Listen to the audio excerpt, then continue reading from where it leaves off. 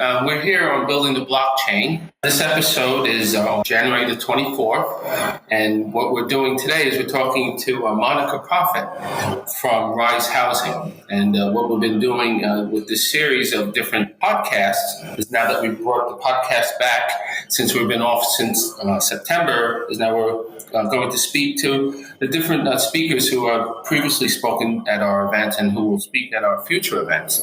And Monika will be one of those. She spoke at our fireside chat in December in New York. And now we're here in New York recording this with Monika.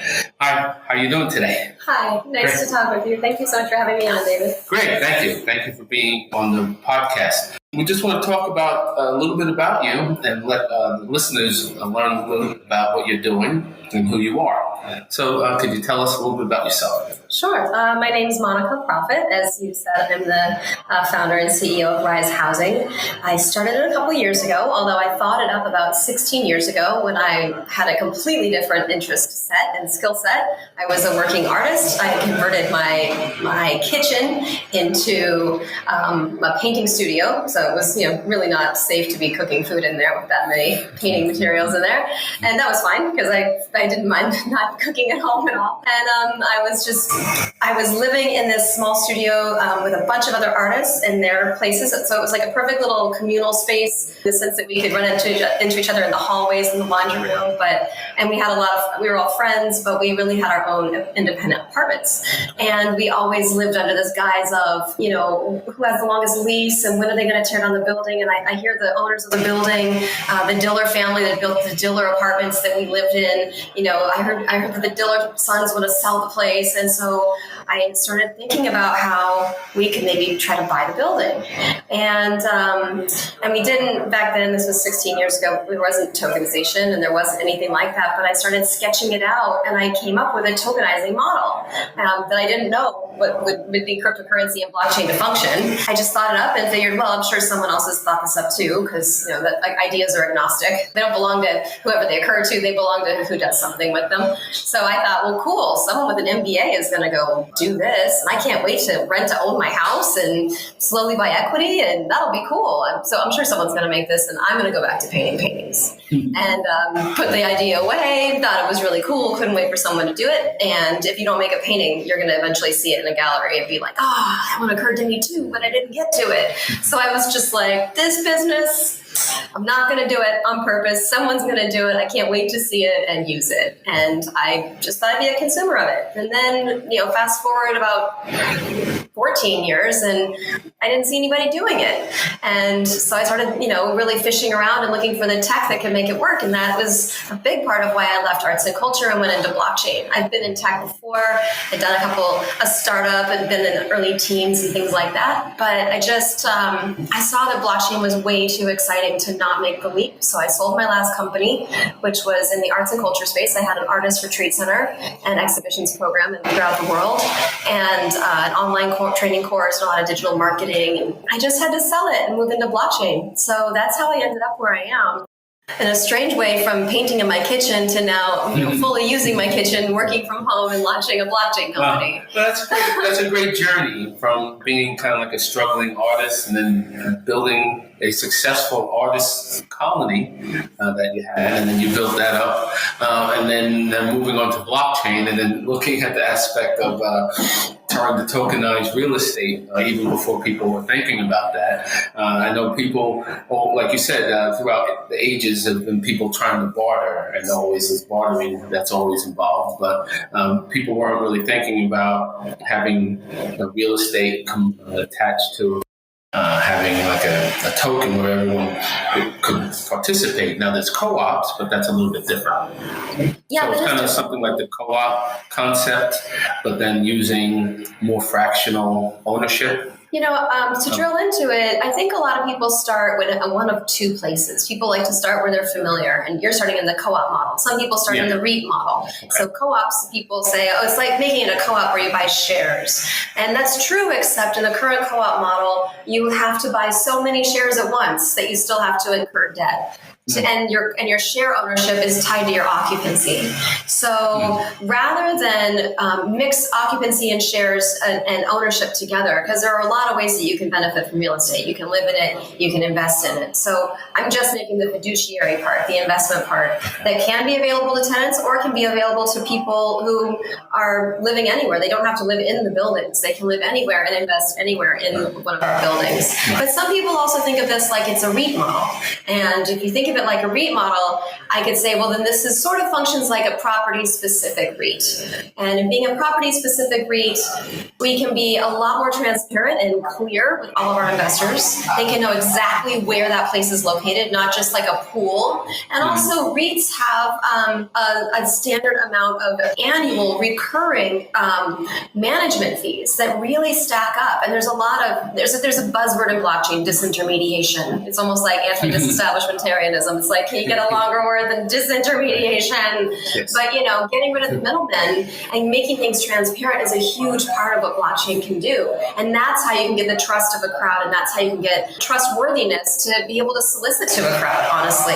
Not everyone's a really savvy investor, and a REIT could sound like a good idea on the front end and then have all these hidden fees that are just in the fine print that's totally legal. But with something like tokenizing a building, and with our model, it's extremely clear cut so that the not so savvy investor can come up to speed easily and start seeing the opportunities that we're providing for them in front of them. Okay. Yes. And like you said, they don't have to reside in the property. They don't. And are you giving dividends? Or There is, yes, it is. Dividend model? So the idea that an apartment building is what we're focusing on as an asset class, because that type of commercial property is fantastic for making it very clear to the small increment investor that might not be super savvy right away. So we have an entire financial literacy program that we're going to be rolling out as well to sort of bring people in. And that functions as a big part of our marketing to really let people know what these opportunities look like and speak their language.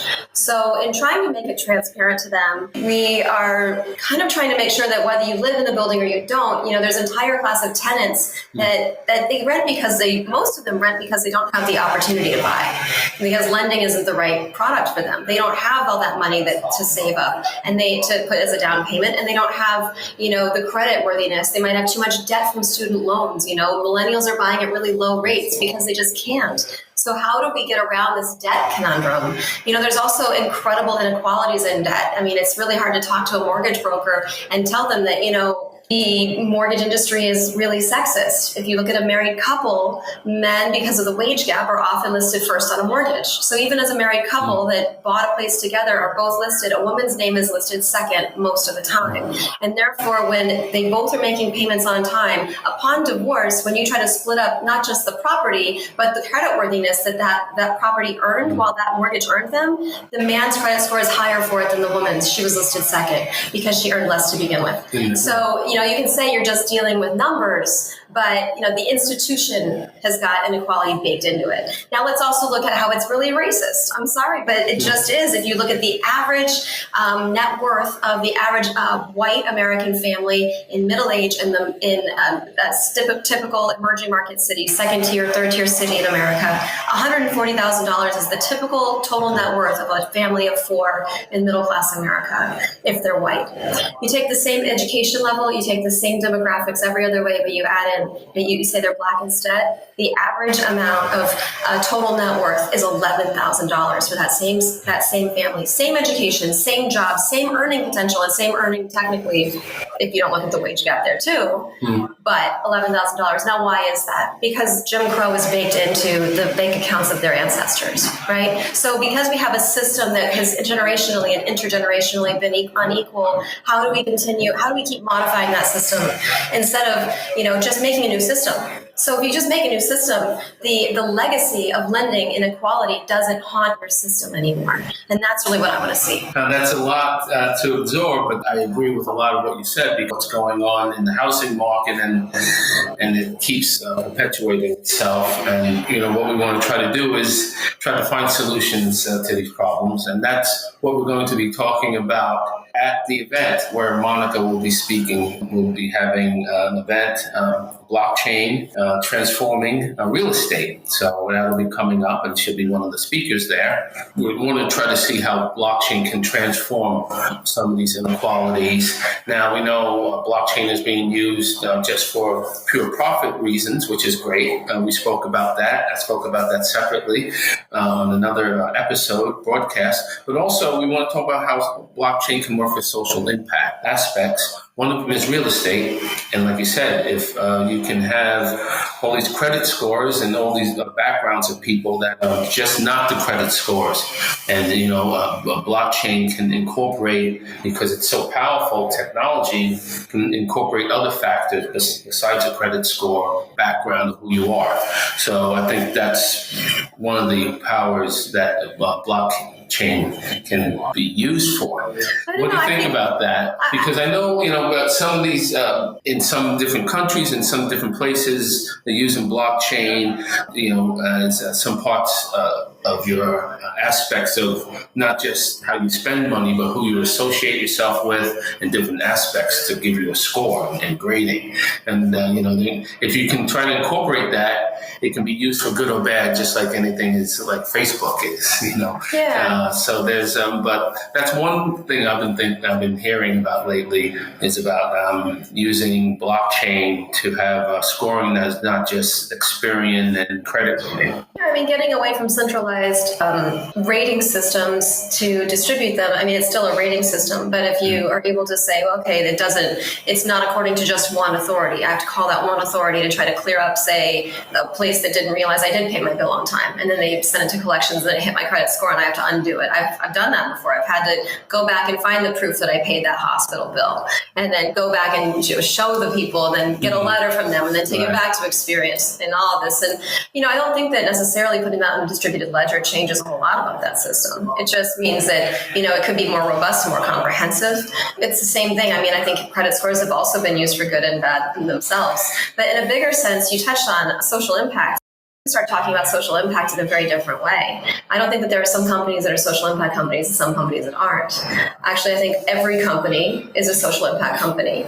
And when you say that, it's not just that every company is filling a need in the economy, because if it exists, therefore it's being used by the consumer. All right, let's talk about that. Monsanto, social impact company. Now that we call it one, we can score it as one, and we can evaluate it as such and say it's abysmal at being a social impact company, right? So if all of the companies are social impact companies, now we can actually say, you guys aren't doing your part, and you guys are doing a great job, and everybody's in this together. Right. So figure out how you are not serving humanity, and we're not going to deal with you, or we're going to have to change you because there's a new standard in town, and it's called, just simply in our language of defining. So we're a social impact company like every other company. And if you don't run your company with a conscience, you're falling behind. Right, because we don't want to let all these other companies off the hook. Exactly. That's one thing. And then if you only have a few people participating, a few companies participating, it won't work. Exactly. If you have a social impact movement, which is great, but if that movement can't cover everything, can't cover the Monsantos and the GMs. Well, then we should be evaluating why they even exist, shouldn't we? Well, we could evaluate what their impact is. Right, and what they should be changing to be able to get that score up. You know, yeah. I'd be happy to start scoring companies on their social impact. That's not just fine. Take that into their credit score right there, and their P&L. Their balance sheet for the earth.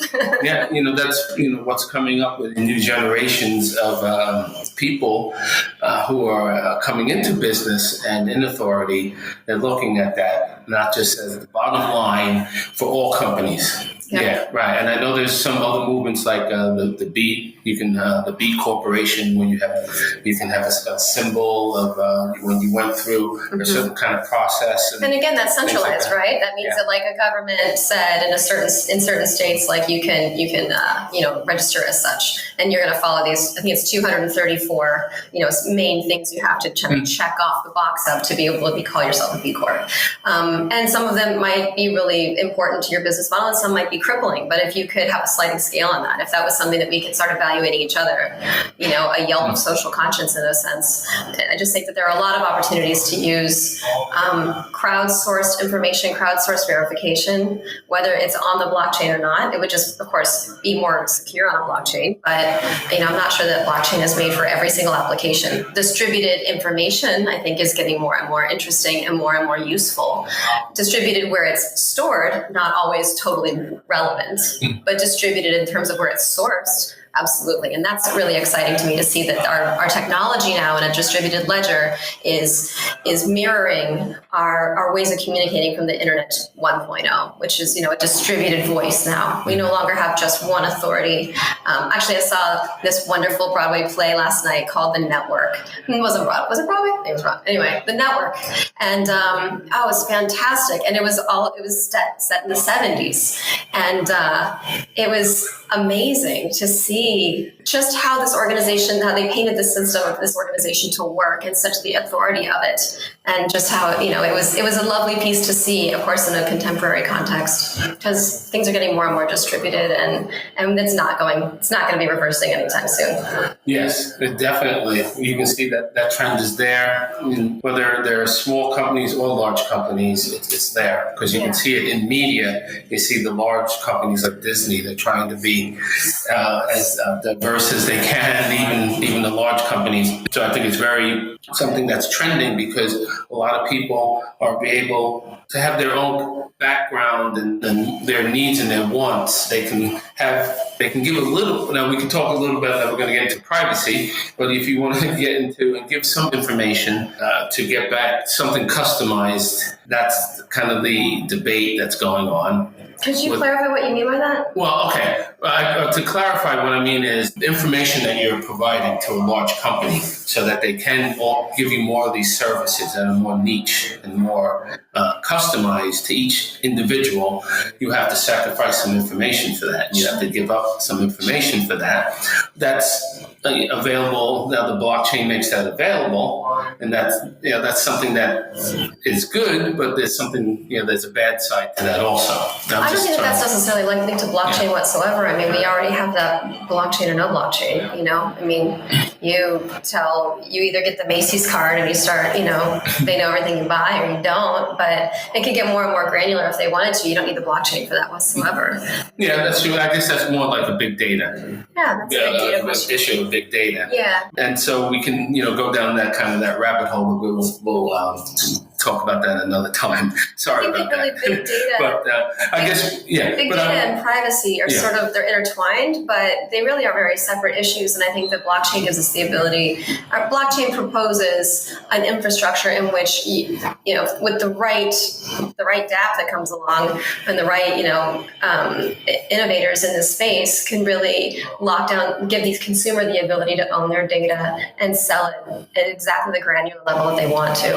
And that's pretty exciting to think of someone being able to say, hey, I know for sure, immutably, this is where my data resides. This is who owns what, and this is who I'm agreeing to give my grocery store all my grocery information because they give me a cryptocurrency for it, or because they give me coupons for it, or they give me something that works for me. That's worth it to me, but it's not worth it to me for the Russians to know which way I'm going to vote. Not cool. Don't feel like selling it. Oh, they're going to pay a lot. Yeah, they better pay a lot, but actually, there's not a price for that, or maybe there is a price for that. That should be up to the consumer to some degree. And at some point, it might actually not need to be up to the consumer. I think there is a place where regulation and lawfulness and what constitutes citizenry comes in beyond just the hand of the economic hand behind it. So I think it could be, even in the future, there is some data that it's illegal to sell and it's illegal to possess that doesn't belong to you. I think I would love to see that kind of come out of this deep dive into privacy laws and this new distributed ledger, improved privacy. Yes. I know that you want to try to empower people, and I think people are looking at the Facebooks of the world and saying, enough is enough, and we want to have a new paradigm and try to make everything 180. I want to have my own information. I want to give it back to Facebook or give it back to. I don't want to give it. I want to sell it. Or sell That's my information. With my. I don't think they need to send me a office. happy birthday card. They don't need to know when my birthday is unless they're paying for it. Exactly. Yeah. So I know that there's going to be a lot of scrutiny and a lot of regulation that's going to go on with that coming down the road, and that's where we see the possibilities of blockchain, and we know how it's going to have global effects. And well, I just want to talk to you and get back to a little bit about the Rise Housing, and then talk to you about what you've done to date with that project, and a little bit about what you see for the future. Well, what I've done to date, let's see. I've got all our financial models down. I niched it all down. I broke it all out early in the process, and then just sort of dove into the blockchain space and got to know as many people in the blockchain space as possible. This is actually my fifth company, fourth one that I founded, fifth one that I've been on the founding team of. I've never raised any money for any of these companies before. I've only ever bootstrapped a company. And it wasn't until I was at a conference at Summit, actually, which is a wonderful place in Utah, that I heard a talk from an investor, a VC, and he was talking about how, he was asking the room, how much do you think Apple raised? How much money did Microsoft raise? And it's remarkably little, like $1,200 first round for Apple, and then I think it was 275,000 way later to get to scale and grow and like a Series A or something. And then when they went IPO, I think they raised $1 million just to look better because they said it would look better for the IPO. They never needed the money, right? And I think good businesses, in my experience, in my 4 previous businesses, we didn't need the money, and we didn't need to split, our attention between investor relations and the mission of the business. So after hearing that, I really changed my tune about, even though Rise is a much more ambitious, larger scale business than I've done in the past, at least out of the gate in terms of scale and how far it can go and how far reaching it is. It's in a much broader genre, a much broader industry than arts and culture, which is quite specific. Or before that was hospitality, before that financial services and whatever. But this is really large, and I realized it was just I was psyching myself out. I was just intimidating myself. I was like, I gotta raise money. I gotta get some people that are smarter than me around me right now. And it's like, what? Yeah. You didn't believe that about any of your other companies? I looked at our numbers again, and I realized we're actually going to be revenue positive before we run out of runway. And that's all just bootstrapped from me. I mean, I sold my last company, I sold a couple of investments, and I bootstrapped it myself, and we're about to be revenue positive. So I'm pretty confident we're not going to really have to raise money. Now, would the right investor would we turn it away? Absolutely not. If it was the right person who understood our mission, really wanted to be a part of this, and could bring a lot of additional value as a board member, absolutely. I would love to grow our team and our advisory board, but that does not mean I need to go courting investors while they, also I can't tell you how weird it is to have built 4 companies already and now to be trying this new investor dance thing, which I was doing last year. And having all this conviction, knowing what I've done, getting to this point, right where I'm going to be like, okay, now it's time to do the first deal, get the first thing out the door, get the first piece of tech completed. And to have some person who's heard all of 22 minutes tops of my concept now poke holes in it and tell me how it's not going to work. It's the last thing in the world I need. I feel like I have 2 speeds. I sit and I poke holes in the idea, and don't say a word. I just sit and I think about a business. And once I've answered all of my questions and objections, then I ask a couple of people, make sure I have all the questions and objections that I need answered. And then my second speed is run like hell at the thing and don't stop until you build it. It's either sit and say nothing or run like hell at it. So once I'm running like hell at it, the last thing I need is some person with gazillion more zeros in their bank account telling me how I can't do it. That's just not helpful. Yes. Maybe I'm falling on the side of wanting a counselor instead of an investor, but I think I'd rather get, some support in there. So that's where I've just kind of backed off from, the investor dance, because it's a huge distraction from the actual business. And more on strategic partners who could be investors, who might not be investors, but they're going to be valuable partners that want to do business with us. And going to be valuable to generate revenue. Absolutely. Just like you said with Apple. when the three people got together in the garage, they were there to create revenue right away, not to get investors. It was human resources, human capital. That's what launched that business. And I'm plenty rich in that. I don't need someone telling me I don't have enough of that. Exactly. Because now the concept kind of has been thrown on its head. You're looking to do a white paper first and get the investors first, and then develop it out, and then raise the money, and then hire the developers. Which is the weirdest thing ever to me. I'm like, wait, is that really how people build businesses? Oh yeah, that's how you build businesses. Never spend your own money. I'm like, what? How can anybody think that you're down for the count, going to go to the mat with this business if you don't put your own in there? It's called skin in the game. It's called skin in the game. But I mean, I guess a lot of folks don't do it that way, and more power to them. I also see there's a high failure rate, and I've got a 100% success rate. So, I think the proof is in the pudding. And also, I think that, sometimes people are going to do really well raising a ton of money. That's great. But they seem to be people that know how to just manage a bunch of money. I know how to manage business.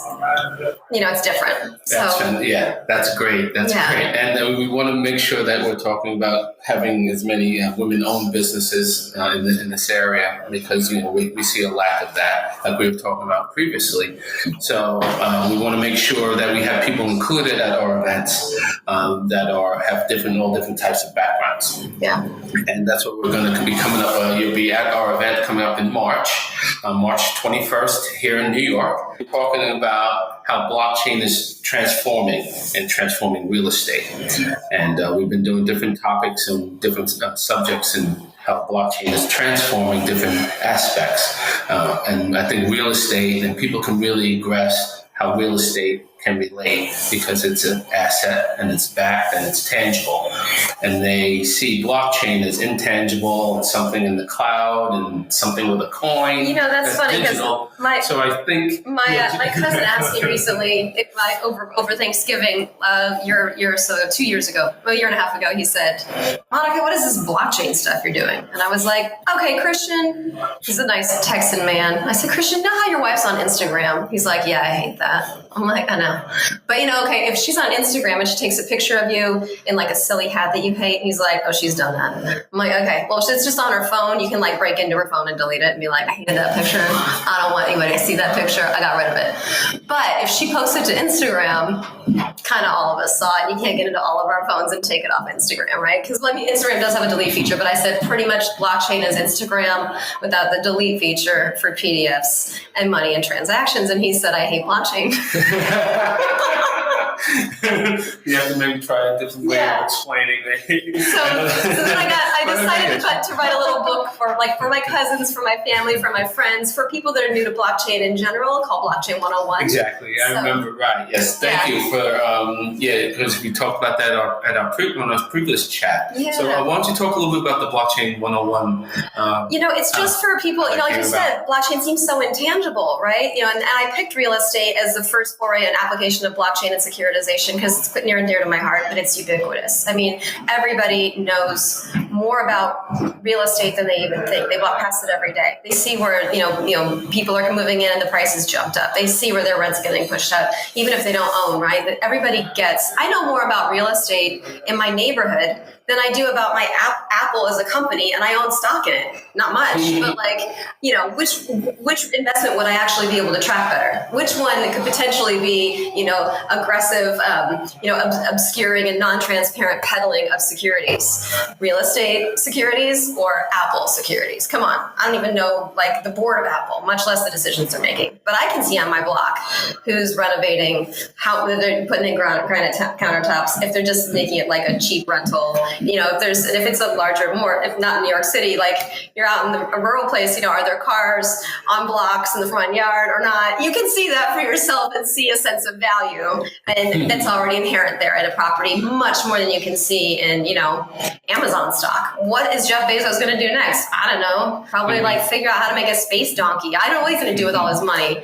But when I think about that, I'm like, it's so important that the average consumer understands the new opportunities that are coming, not just in real estate, but because of blockchain in all of these ways. It's like the fundamental part.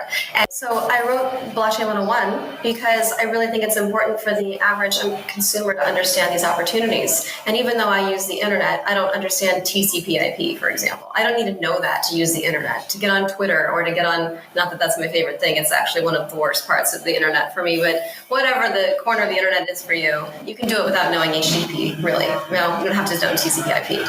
But that was the language it was written in. So it's not like people need to know the ins and outs of distributed ledger technology and blockchain to be able to benefit from it. What we need now is the equivalent of America Online for the Internet 2.0. America Online took an existing technology, a CD at the time, if you recall, right. CD, DVD, that everybody knew what to do with. We're dating ourselves hugely to say we know anything about this. I hear from old people this is how it went. And you stick it in the drive of your computer, and then it goes, welcome to the internet, here's an email address, and everybody had whatever at AOL, right? America Online, AOL.com. And it made those weird noises that you only hear in really old movies like Sleepless in Seattle. So that was how people went from no internet to, kind of engaging it. Was somebody came up with a way to get people in there and give them an easy onboarding process. So we are one, really good application away from people totally getting the part of this internet 2.0, this internet value, this internet of money. And, may the best woman win. Yeah. Yeah. I think it's going to be a woman out there that's going to do it. Going to make a kind of updating herself again with like a Netscape browser. Oh, right? Boy, you're really taking it back. No, really going back. But yeah, we need something kind of like a browser, like a Google browser, or a Safari, or some kind of browser that can be on a cell phone, because now everyone's on smartphones. So if someone can come up with an app that can really translate over and make it very just a good application easy. Of blockchain. Yeah. Now dApps are coming everywhere, and the apps are coming around. So I think it's come, and we hope it's going to be a woman that does it. But we hope that it's anyone. Black woman, just saying, preferably. We have preferences. And we just hope someone does it very quickly. But it'd be better if we can get a lot of people working on it. That's the important thing, because the more diverse people we have working on a problem, then we can get it solved a lot quicker. Yeah. And that's what this is all about. So, just to wrap up, thank you very much for coming on. And what we're looking forward is the future of blockchain and the future of real estate.